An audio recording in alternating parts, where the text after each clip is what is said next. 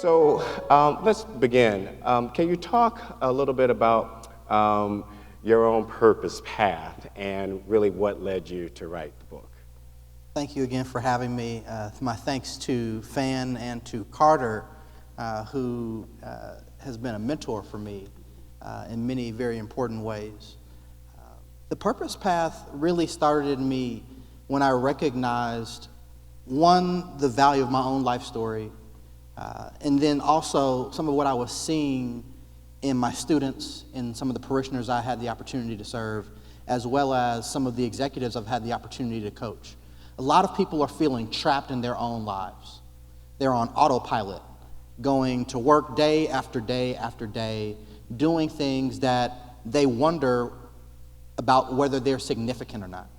Things that may or may not matter deeply to them or to the world, but they are stuck.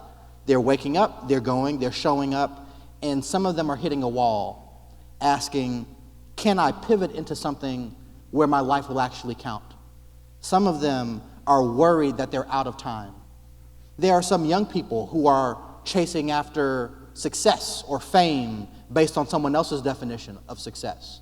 And so what I've also recognized is that there's an opportunity to speak to them about how to create a life that is significant, not just successful.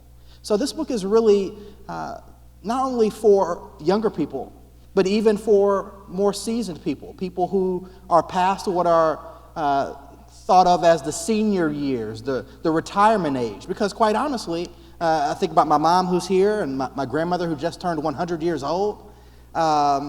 It's great. And the truth is, 65 is not what it used to be. 65 is no longer the end of the line.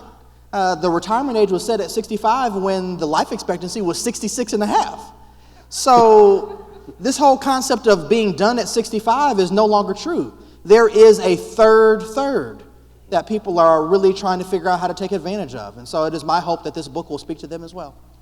Yeah, so how did you come to your own purpose, if you will? What was your own process as a kid growing up on the south side of Chicago to all of the accomplishments that Carter read, which, just talk about your own pathway, if you will. Sure. As you mentioned, I grew up on the south side of Chicago. We love the south side. As well you should. We gave you a president.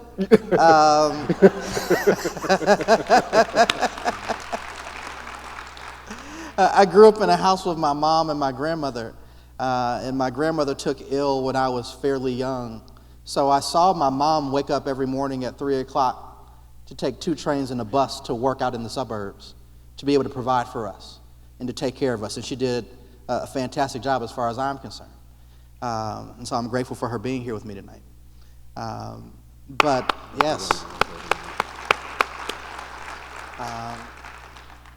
at an early age, I saw the value of hard work. I saw the value of loving people, and I knew at the age of 7 that I was called to pastoral ministry. At the time, I was at the Apostolic Church of God under the leadership of the legendary Bishop Arthur M. Brazier. And at the time, he was in his 70s. So I didn't really have a picture of what young people doing ministry looked like. So I didn't really think of it as a career path. I just knew a significant part of my life's work would be wrapped up in the work of pastoral leadership. So I did what kids do, what I was told I was supposed to do. Treat school like a job. Go to school, get good grades. Thankfully, I was fairly self-motivated. Went through Chicago public schools, met my wife in 7th grade, the first day of 7th grade at Whitney Young High School, and got pretty good grades. I finished in the top 10 in my class, went off to MIT, studied chemical engineering. I was told, figure out what you're good at and what you can make money doing. And so they said, oh, you're good at chemistry, you're good at math, chemical engineering. I said, sure. So chemical engineering it was. But sophomore year, I recognized, Marcus, that I didn't really care about chemical and biological systems in the way that I care about people and organizational systems. We did a lab experiment one day with some zebrafish. And what I discovered at the end of that experiment was that I cared a lot about answering the question, how do you build strong leaders and how do you grow healthy organizations? I'm happy to talk about that at the table tonight. But the reality is I recognized I needed a pivot. But I had scholarship money from some of the places that Carter named. I had scholarship money from the American Chemical Society saying, you're going to be a chemical engineer one day. I needed to figure out how to craft a unique educational pathway that would enable me not just to have a great career, but to ultimately be prepared for my calling. So that's when the Harvard Divinity School piece came up. I helped to found the undergraduate minor in management at the Sloan School at MIT. And I created this degree hybrid all my own to prepare me for that. Did some work at Deloitte Consulting. Went into a Ph.D. program at Northwestern because I recognized I cared a lot about why organizations and leadership function the way they do. And so ultimately, after finishing my Ph.D., I was at a crossroads. Which way do I go? I did not know I was going to be a professor. I did not know I was going to found a consulting firm when I was a 7-year-old. I had no clue. No clue. I didn't know I was going to do these things until my mid-20s. And quite frankly, I owe a tremendous debt of gratitude to an advisor of mine named Kathy Phillips. Kathy was my doctoral advisor at Kellogg. And for those of you all who may be somewhat familiar with the academic enterprise, you know that with somewhat, a little bit facetiously, the academic enterprise exists to replicate the professors, to replicate scholars. So if you're going into a doctoral program, one of the perhaps unspoken aims is to basically clone the professors into the doctoral students, to basically put you on a tenure track pathway toward a life of scholarship. And I appreciated that, but I knew I was made for more than that. I knew that part of my life required me to be in the pastoral ministry context. Part of my life required me to be in the marketplace. And I was terrified because I knew that if I told my professor that she might pull her investment back, that she might take out her wrath on me for not being a good protege. Yet, she sat me down one day and said, look, Nicholas, we know who you are.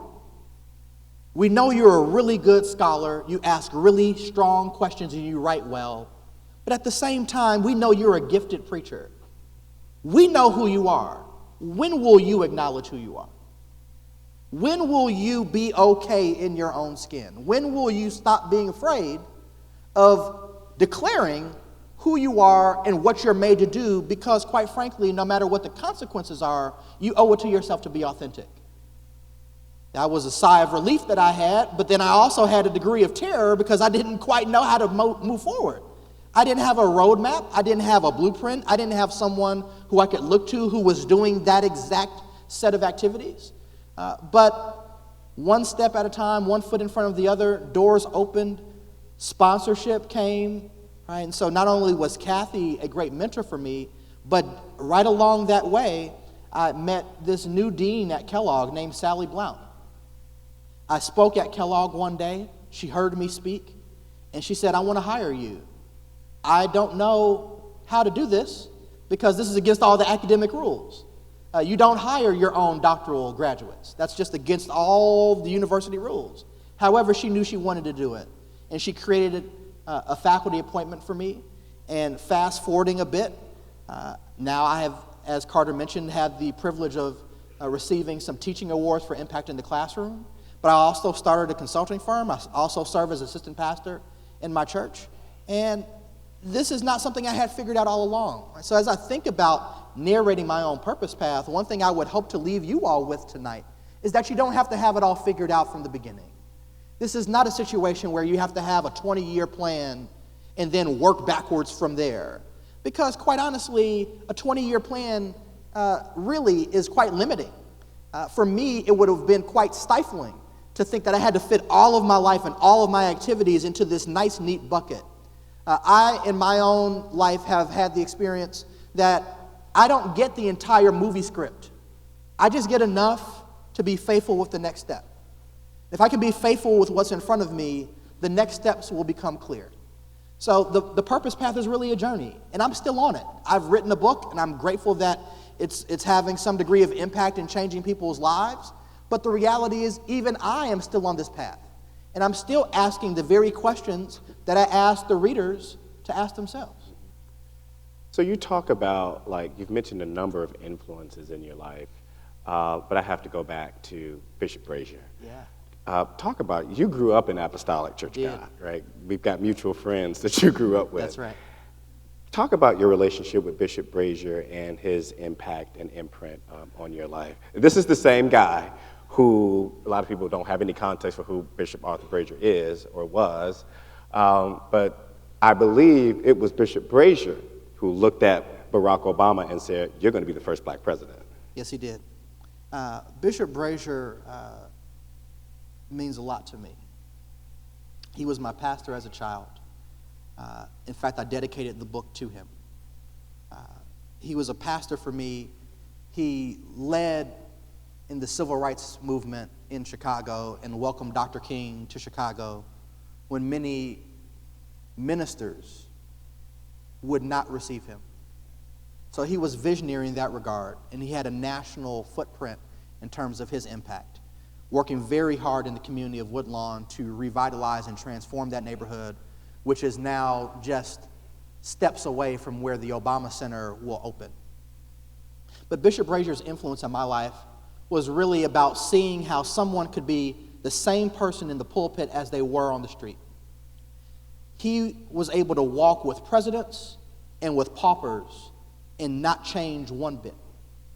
And as I grew, he was not only my pastor, but he also became a friend, and he became a mentor.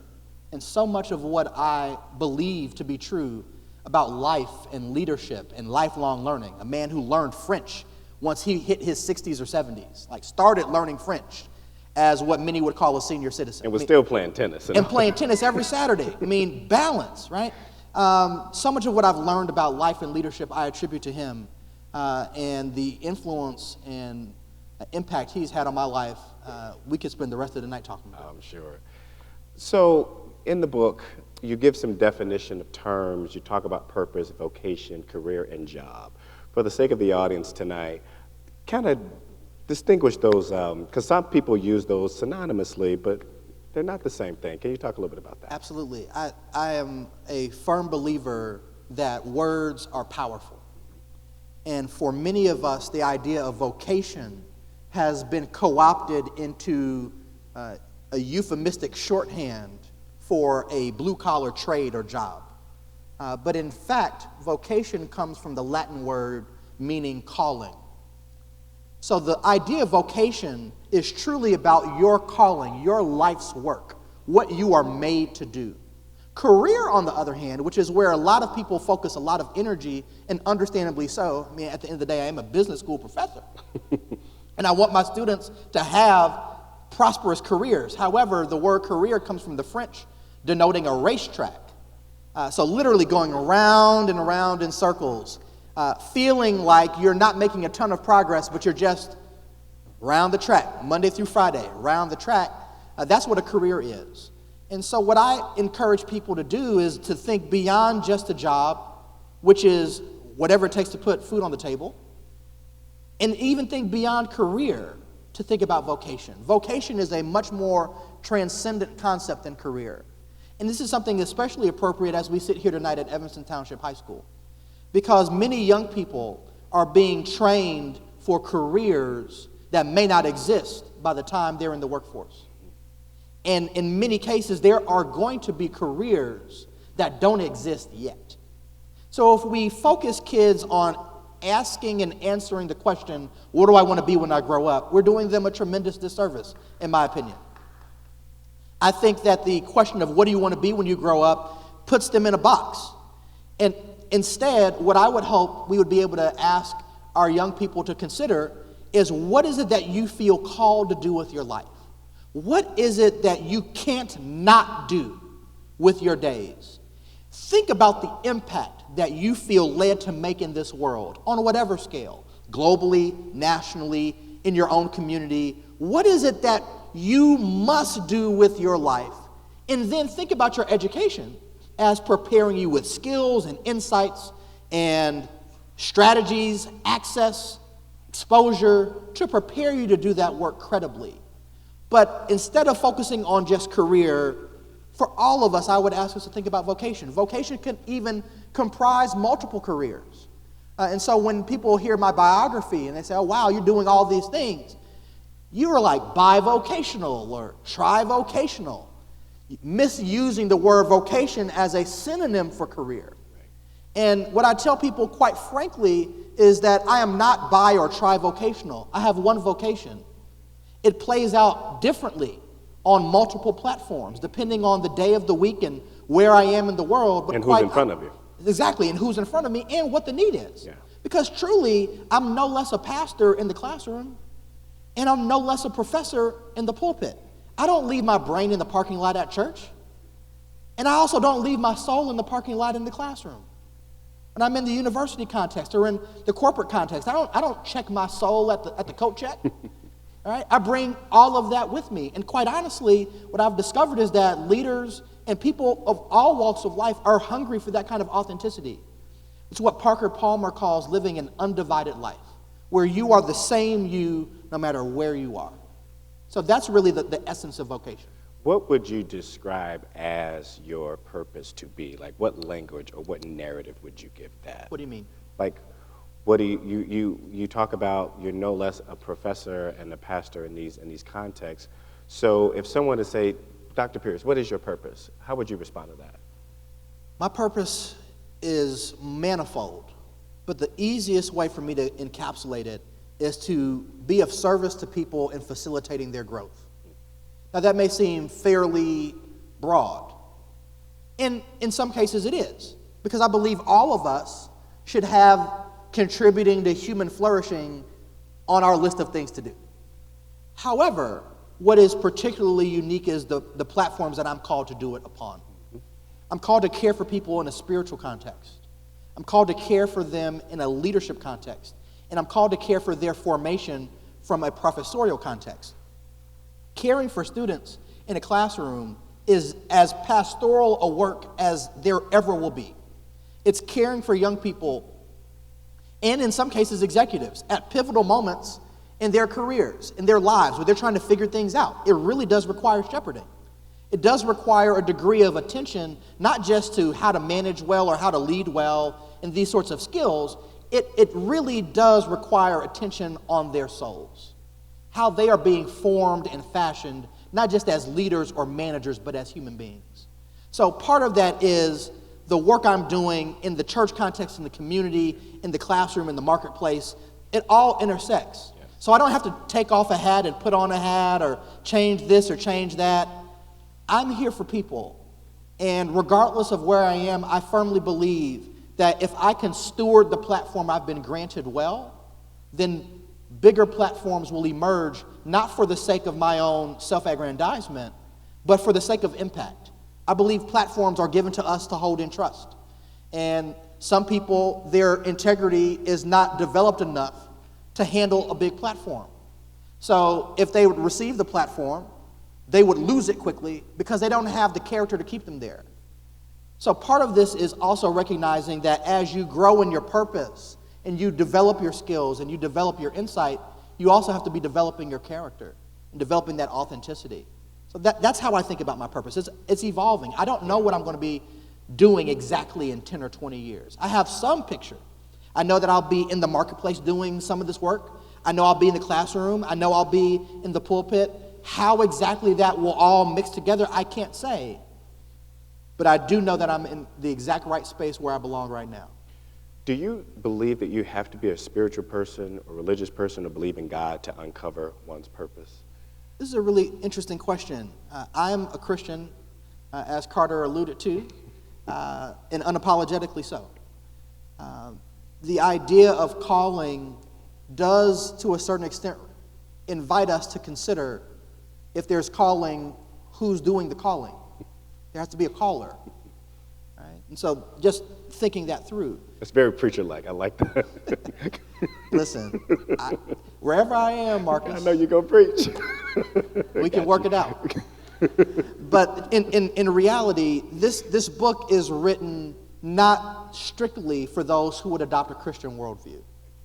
We live in a world now where diversity and inclusion matter deeply, where people's worldviews are as important now as ever before. But my Christian worldview has invited me into a life of deep reflection, to consider some of these really profound questions. Like, why am I here and what should I do about it? And so this book is for anyone who is willing to wrestle with those questions.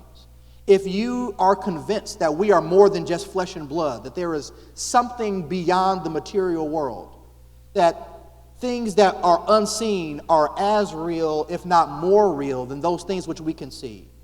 If you believe that there is more to life than accumulating houses and cars and other capitalistic toys, and there's got to be some deeper meaning and purpose to humanity, this book, I believe, can be of service to you on your journey, regardless of what faith tradition or lack thereof you may hold.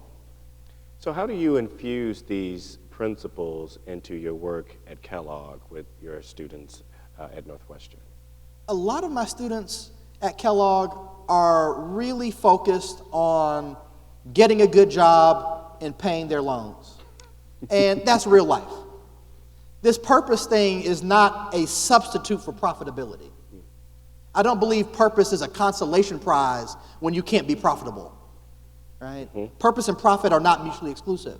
Yet, many of them are being conditioned by a 20th century management paradigm that holds profit as the ultimate good of an organization.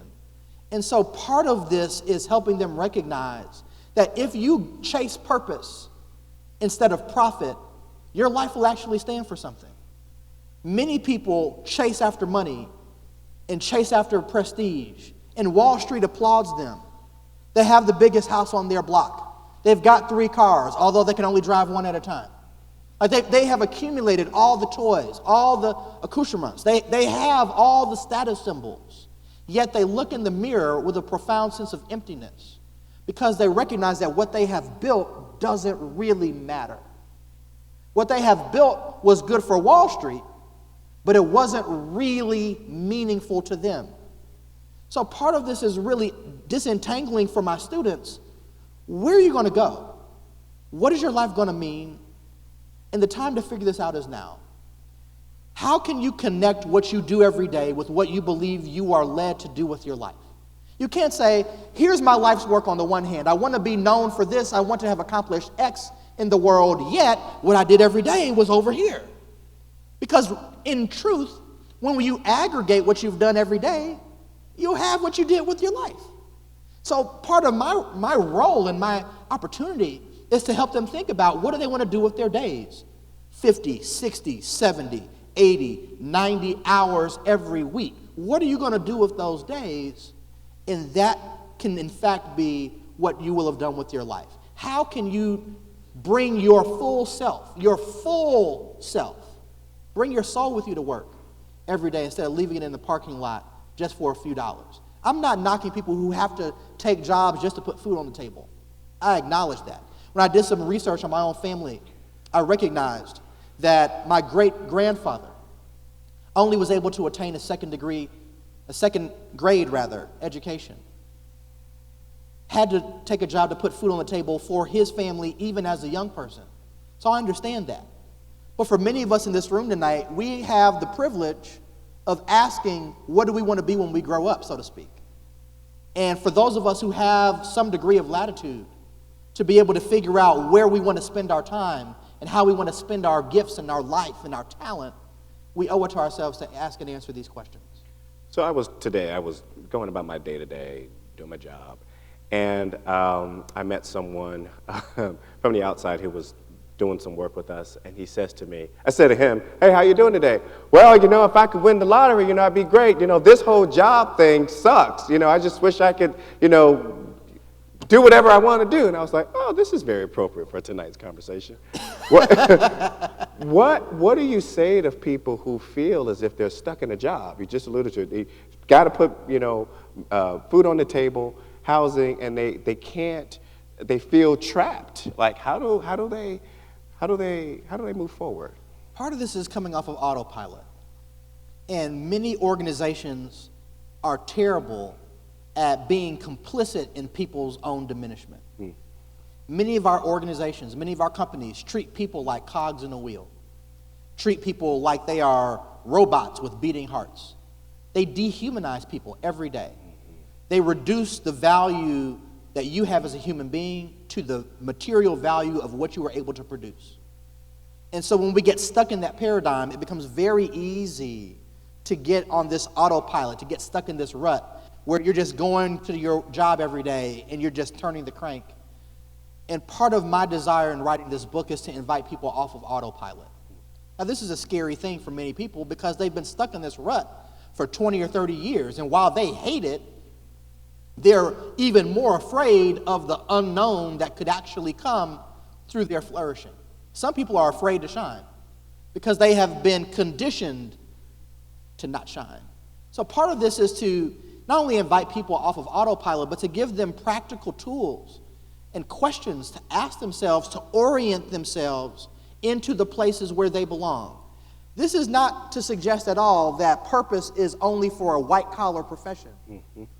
This is not the idea. Yeah, talk about that. As I look at even being a professor at the Kellogg School of Management, and several of my esteemed colleagues are here tonight, and I'm sure the ones who are here are among the finest faculty that our school has. However, the reality is there are some of my faculty colleagues whose salaries far outpace mine, who don't have a sense of purpose and meaning in what they do. And there are some people who come to clean our whiteboards and pick up the plates after we teach these executives, who have a much clearer sense of why they're doing what they're doing and what value it contributes to the world.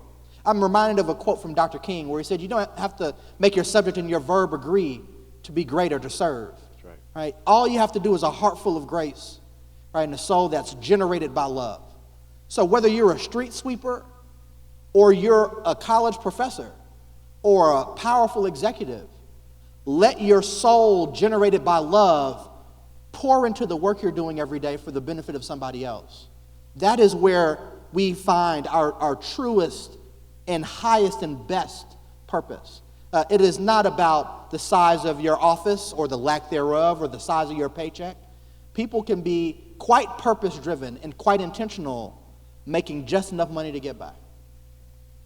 So with that being said, you have it takes a lot of courage to begin to ask those questions. When you made your pivot, it took courage to say, I'm not happy with this, I need to. And it still takes courage. Yeah, it still takes courage. So you have a few profiles in courage in the book. I learned a lot. One is of Gardner Taylor, which I just love. Yeah. So if you don't know who Gardner Taylor is, you gotta look him up. Google Gardner C. Taylor. Yes, right. You'll be glad you did. You will be glad you did. Go to YouTube. Do that. Do that. So what was the criteria that you used to determine your profiles in courage, and what lessons can we learn from them as we read the book? Sure. So one of the things I wanted to do with the Purpose Path is to not only share through the lens of my own experience and some of the thinking that I've been doing over the years, but I also wanted to include real stories of real people, some of whom may be household names like Oprah Winfrey, others who may be completely unknown quantities, people whose names, if you Google them, you will get a blank, but people whose regular, everyday persistence and relentless commitment to purpose could be inspirational and instructive for us. One person who comes to mind is Carmita Saman. Carmita founded an organization called the Serge Institute just a few years ago. She grew up in Birmingham, Alabama, and what she did was she went to the University of Michigan to study chemical engineering. Chemical engineering is obviously a great path. You can go anywhere with engineering, but the reality is she studied chemical engineering and she went into work as a chemical engineer. She went to work at Procter & Gamble. And although she was doing well and won awards, she recognized that her soul was not really attached to her role. And so what she started trying to figure out was, what is the work that she felt most compelled to do? She spent a little time working with a nonprofit that was focused on a medical illness that her mom had. So there was a degree of kind of personal connection there, but she then recognized that she was called actually to make a difference when it came to the education of black and brown children. And she didn't want to do this by becoming a classroom teacher or a principal like yourself. What she wanted to do was to start an organization that would accelerate the leadership and social capital of black and brown leaders of color in the education sector. Whether you're thinking about this from a professorial perspective, from a policy perspective, from a district leadership perspective, from a research perspective, she aggregates leaders in cities like Chicago and Oakland and Kansas City and several others. She brings them together to accelerate their growth and their impact as leaders in the education space. But to do this, she had to walk away from where she was. And she emptied a significant amount of her life savings to get this off the ground. But now she is a household name in the education sector. And it required courage for her to come off of autopilot and the path of least resistance to be able to do this work that is truly making a difference. And I would argue, if we had the opportunity to talk to her, that she would probably tell us that this is not the end of her journey. This is a chapter. So this does not mean that you figure out your purpose at age 25 and by 75 you're still stuck doing the exact same thing. It evolves with time from one chapter of life to the next, which is why the 20-year plan doesn't really work. But Carmita is a great example of a profile in courage. And so I hope that as you look at the purpose path, that you will find and draw inspiration from everyday people just like us. Yeah, I think about my own life. You know, my dad was a pastor. I've been in the ministry since I was 15. There were 7 Baptist pastors in my family. 7? Well, you were destined. Right. And I thought that I was. And got a job working here at Evanston Township High School. And if you would have asked me in my early 20s, what would I be doing at 40? I'm like, oh, I'm going to be pastor some church somewhere. But I'm not. Right? There was a different pathway for me, and I had to ask myself a different set of questions and trust the process of what was opening for me. I had mentors, Dr. Witherspoon, who was here in the back, you know, who coached me through a lot of my decision making. So these principles resonate clearly and personally with me because I am no more or less a shepherd of sorts over students and that kind of thing. And I see this intersection of concepts. In a really powerful way, you're shepherding a city because you have the students who are here, you have the students who were here, you have the students who are coming, you have their parents, you've got faculty, you've got staff. So in many regards, you are still shepherding, but your congregation of sorts just has a different look. And you know what the interesting thing about this, you know, we've got a lot of mutual friends. Even religious leaders and people who talk about this stuff do not understand that concept of what you just said. They think in these binaries of things, and it's really not like that. Absolutely. I would hope that people recognize that no matter how devout of a churchgoer you are, people spend more time out in the real world than they do in church. That's right.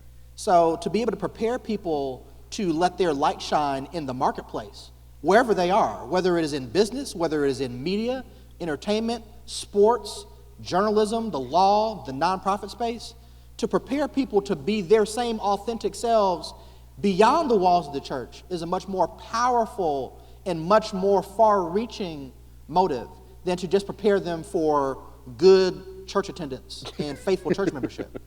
There's no impact when everyone is stuck in the walls of a church. People oftentimes use the analogy of salt in a salt shaker. No salt does any good when it remains in the salt shaker. Only once it is sprinkled out beyond its bounds does it do any good for the food or the world around it. Yeah. So you talk a lot about it in the book, the questions. What are the questions that folks can begin to ask themselves to lead to something more fulfilling as they live their lives? First question is, what is success? And a lot of us have been tricked into thinking that success is the accumulation of things. I have, as a pastor, had the opportunity to preside at several funerals, serving families in critical moments.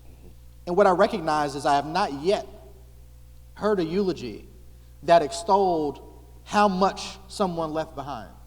I'm reminded of a story Bishop Brazier would always tell, where he said, you know, a very wealthy person passed away, they had their funeral, and someone whispered to the descendant after the service, well, how much did they leave?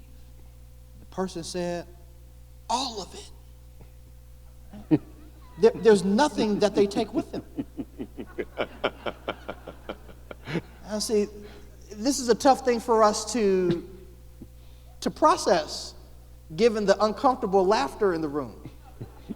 Because many of us are spending our lives trying to get stuff we can't keep. Many of us are working toward things that ultimately, at the end of the day, are fleeting. So there is a degree of asking, is this really what I'm doing? Am I chasing that promotion just so I can get paid more money, so I can buy one more handbag? Or so that my car can change letters from E to S? Is that the motive? Well, your car could be stolen. Your car, in fact, depreciates before you leave the lot.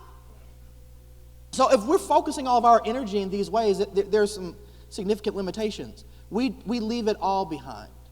And so my hope is that we're able to actually focus on things that are of more lasting significance. So the question of what is success really is a question of how are you keeping score in life? How are you measuring your impact? How are you measuring whether or not you are doing what you are supposed to be doing with your days? And then you have the opportunity to ask the question, is my daily work aligned with my life's work? Are the things I'm doing actually leading to the success that I define? Another very important question that I pose in the book is the question of who am I? Yes. The question of who am I is a question of identity. And many of us, we all hold multiple social identities. We're family members, we are professionals, we are students, we're community members, we have gender and sex and race and ethnicity. We have multiple social identities. But the question of who am I is really what is most core to you. Now, I'm reminded of the Nobel laureate James Watson, who co-discovered the DNA double helix. He says that we're not for anything. We're just here to propagate genetically, but we're not here for any real purpose. Other philosophers have wrestled with this for centuries. Aristotle landing on this concept of human flourishing. Some people thinking that we're here for our own happiness, that happiness is the goal. And so you have to ask yourself, who am I? Which then leads to the question, why am I here? Which then leads to the question, what am I going to do about it? And if we can be honest with ourselves, some of us have been living a lie. Some of us have been going about living our lives based on the mold that someone else set for us. And it's not bad to try to coach or mentor or advise people.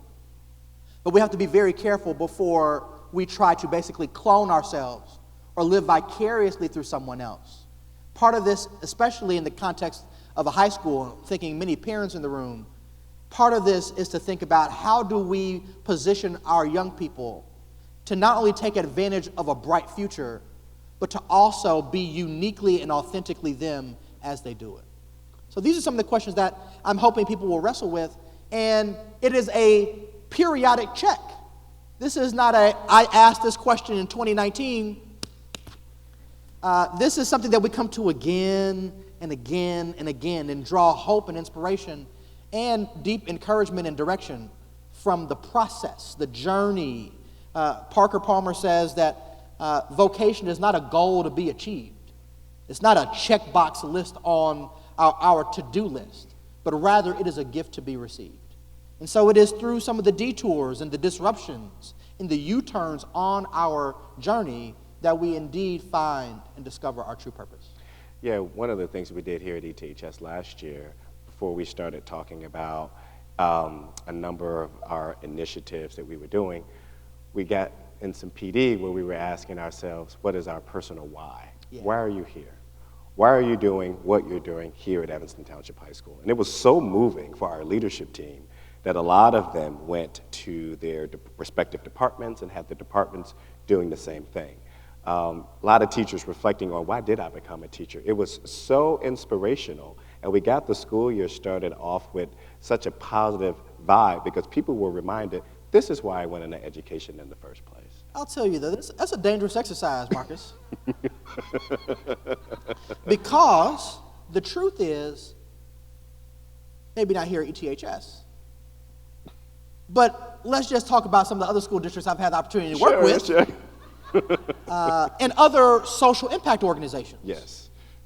The truth is, a lot of people, even in the social impact sector, feel trapped in their work because it's good work, but it's not good for them.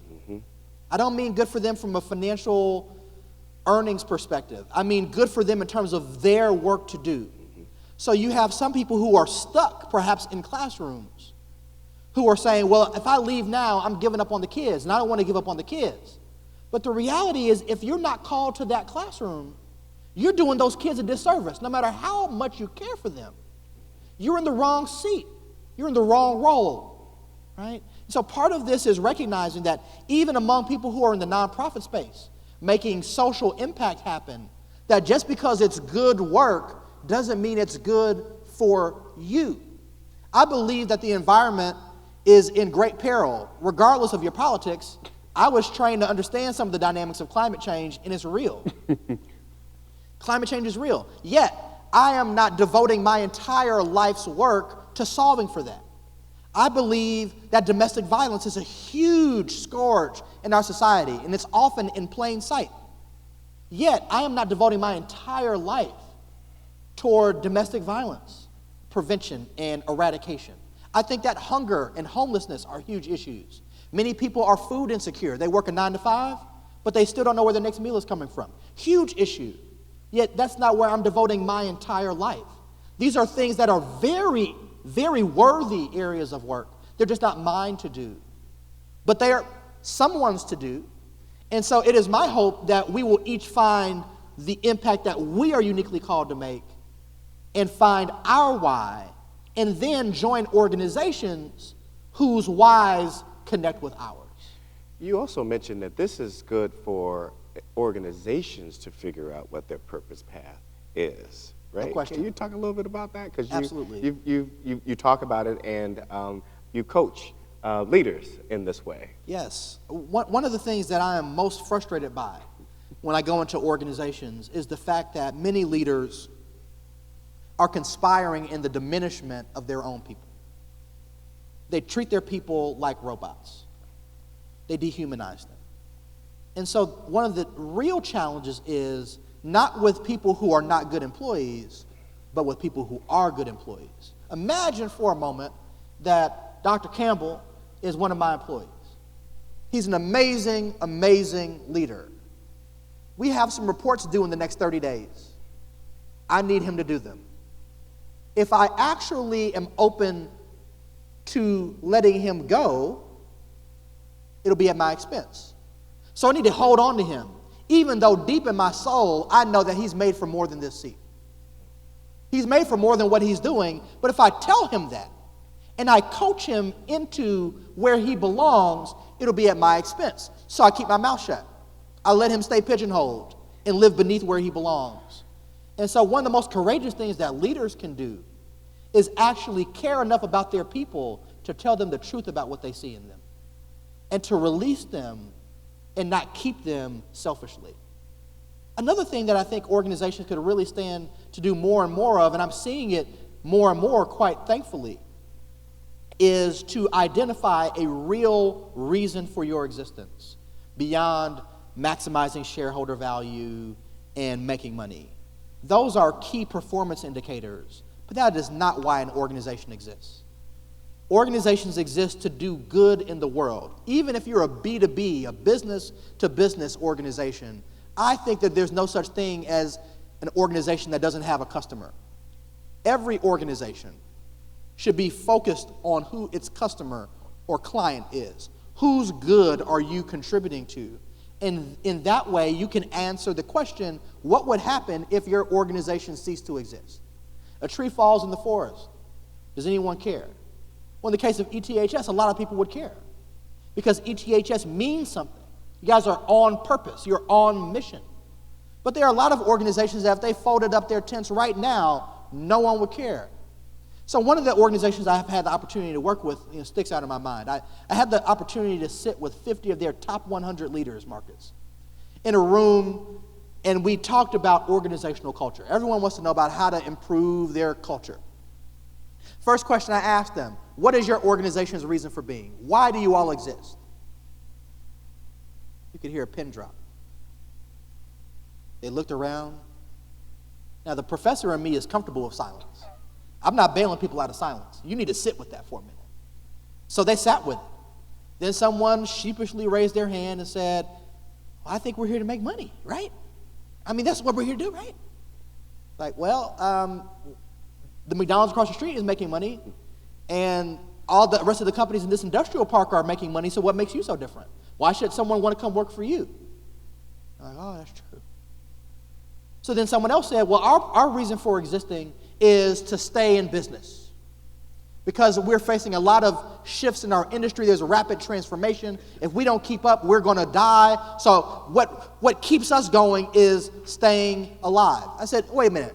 The reason you exist is to keep existing? That's compelling.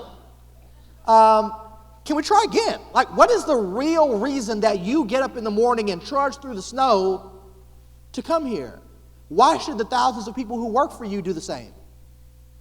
And after about an hour and a half, we landed on what their unique purpose actually is. Every organization has a reason for being. And the best thing we can do as leaders is invite people into the organization whose reason for being matches ours. So, last question. It's more of a request. Just, can you look out to the audience and just share a few words of encouragement for people who are here or someone who's going to see the tape a little later and find themselves trying to figure this all out? Just, we can close this portion by just sharing a little encouragement. Thank you. If you're a teenager or you're in your 20s, resist the temptation to chase after things that don't really matter, like money. Now, you say, well, it's easy for you to say that money doesn't matter. Like, I'm on the struggle bus. I'm broke. I need money. Peace. Money matters to the extent that you have enough to cover your basic needs. But studies have proven time and again that once you have enough money to provide for your basic needs and to have a fairly comfortable quality of life, getting that extra 5 or 10 or 20% salary increase is not going to increase your well-being. So let's focus on things that actually matter. Money is available in all kinds of ways. So let's ask the question, what is the way that I need to contribute to the world, not just what seems to be hottest or coolest or most lucrative at the time? And let your education be preparatory to do that. For those who are in their mid-20s, 30s, stuck in pursuing someone else's definition of success and feeling a degree of anxiety about whether or not your life is going to actually be meaningful, my encouragement to you is to take the risk and say no to the things that you know are making you mad with yourself. The things you say yes to that you know you don't have any business saying yes to, but you feel compelled because you don't see another way out. And you're at this moment in your life, especially for those of you who may not have families yet, where that pivot is really as easy as saying yes to being your best self. Not letting your best and highest values just dictate how you work, but also letting your best and highest values dictate what work you do. For those who are in their 30s, their 40s, their 50s, even their 60s, who have a body of work behind them, who are asking the question, how do I make the rest of my life count? I've got the house and the vacation home, and I still don't feel satisfied. I've got the cars that I always dreamed of, but they break down. What really is life all about? I would ask you to think about how you come off of autopilot tonight. One person who I've spoken with about this book said she was scared to read it because she knew that it was going to force her to confront some things that have been sitting dormant in her for decades. And I would encourage you. You can stay on autopilot and then have regrets. Or you can say, my authenticity is worth taking the risk. My life matters more. My ability to look at myself in the mirror with a sense of authenticity, that matters more. And I'm willing to make the difficult shift that's required. This is the idea I talk about in the book of vocational courage. having clarity on your life's work, but then also having the commitment to live it out. The commitment to do something about it, to make the difficult decisions that are necessary to connect your soul with your role. And for those of you all who are baby boomers and beyond, who are saying, I've been there, I've done that, but society seems to be trying to discard me. Society is trying to essentially tell me I'm done, but I feel good, my brain works, my hands work, my heart works, I still want to be valuable and valued. That in this third of your life, you have the opportunity to make impact through the credibility of your lived experience that you could not have possibly made 30 years ago. And instead of looking at your past 20 or 30 or 40 years as time wasted, embrace the fact that you still have time. You don't know how much time you've got, but the reality is none of us do. The secret is that people who have more age and experience on their side are more comfortable with the fact that they have limited time. Yet there is still time for each and every one of us. If, as my friend says, if you're on the wake-up list, you still have time. And the best time to get started is today. Dr. Pearce, thank you for Thank sharing you. all this tonight.